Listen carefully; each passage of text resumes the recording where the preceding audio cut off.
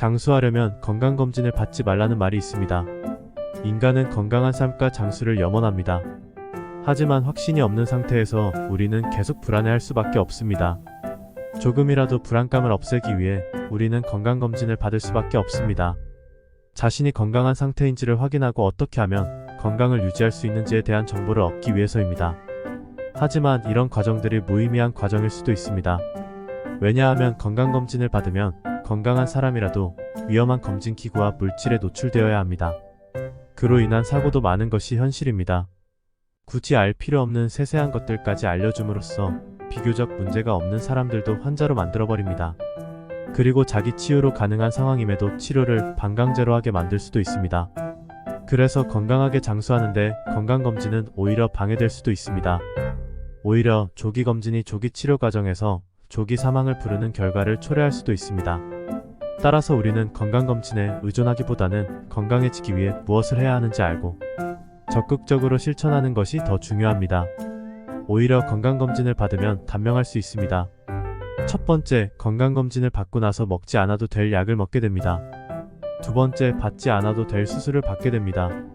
세 번째, 건강검진을 받음으로써 하지 않아도 될 걱정을 하게 됩니다. 걱정은 부정적인 사고입니다. 부정적인 사고야말로 만병의 근원이 되어 수명을 단축하게 합니다. 그럼 건강검진의 중요 항목들을 체크해 보겠습니다. 1. 콜레스테롤. 콜레스테롤은 우리 몸에서 중요한 역할을 하는 지방류 분자입니다. 주로 간에서 만들어지며 동물성 식품을 통해 섭취됩니다. 콜레스테롤은 세포막의 구성 요소로 사용되며 호르몬 생산 및 소화에서도 중요한 역할을 합니다. 일반적으로 건강한 성인의 콜레스테롤 수치의 기준은 200 미만입니다. 하지만 여기에는 오류가 있습니다. 200이라는 기준치는 유럽이나 미국 백인들의 기준치입니다. 백인은 동양인보다 5배 이상 심장질환이 많습니다. 백인들에게는 이 기준이 합당할지 모르나 한국인에게 적용하는 것은 다소 무리가 있습니다. 그럼 왜 콜레스테롤 수치에 우리는 민감하게 반응할까요? 그건 그간 우리에게 콜레스테롤 수치를 낮춰야 건강하다고 홍보한 학자와 언론 그리고 제약업계의 작품들입니다.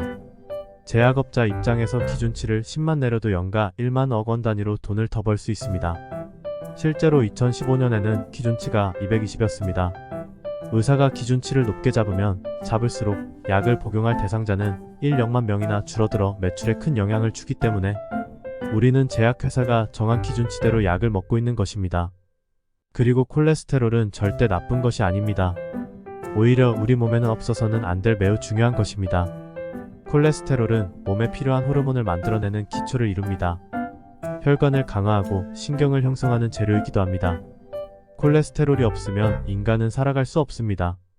콜레스테롤은 무조건 높다고 나쁜 것도 아니며 낮다고 좋은 것도 아닙니다. 콜레스테롤 수치가 높은 이유는 몸이 그것을 요구하기 때문입니다. 몸의 균형을 유지하기 위해 높아진 콜레스테롤을 약으로 인위적으로 낮추면 우리 몸은 부작용으로 더 고생하게 될 것입니다. 엑스레이 촬영. 건강검진에 엑스레이 촬영은 빼놓을 수 없는 항목입니다.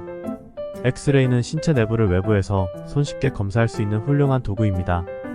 엑스레이 촬영으로 많은 병이 진찰되었고 생명을 건질 수 있게 되었습니다. 하지만 엑스레이 검사는 신체의 방사능을 쬐는 검사입니다. 방사능은 신체에 위험한 것이므로 가능한 방사능의 양을 적게 사용하거나 검사를 최소한으로 해야 합니다. CT 촬영 또한 주의가 필요합니다. 엑스레이와 같은 구조로 되어 있으므로 다량의 방사능을 쬐는 정밀 검사는 되도록 받지 않는 것이 좋습니다. 3. 고혈압. 고혈압은 혈압이 정상 범위를 벗어나 상승하는 상태를 의미합니다. 혈압은 심장이 수축하고 이완하는 동안 동맥에 가해지는 압력을 나타냅니다. 불과 10년 전까지만 해도 정상인 혈압인 140이 지금은 120까지 내려왔습니다.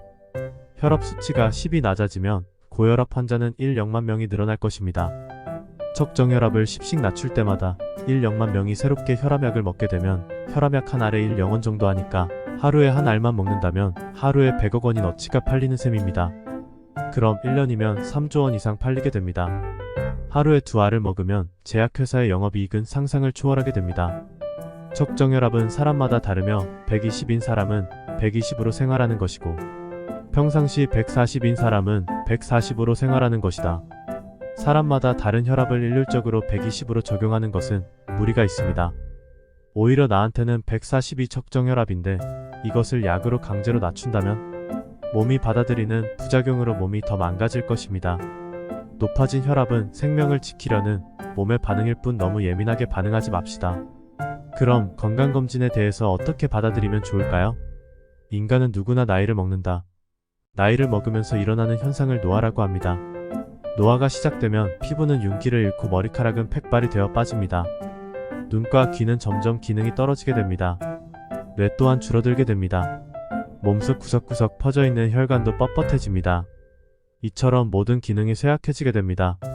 이런 노화 현상의 증을 붙여 병으로 인식하는 것은 바람직하지 않습니다. 모두가 자연스러운 현상입니다. 암 또한 평균 수명이 길어지면서 증가한 것이지 갑자기 생긴 병도 아닙니다.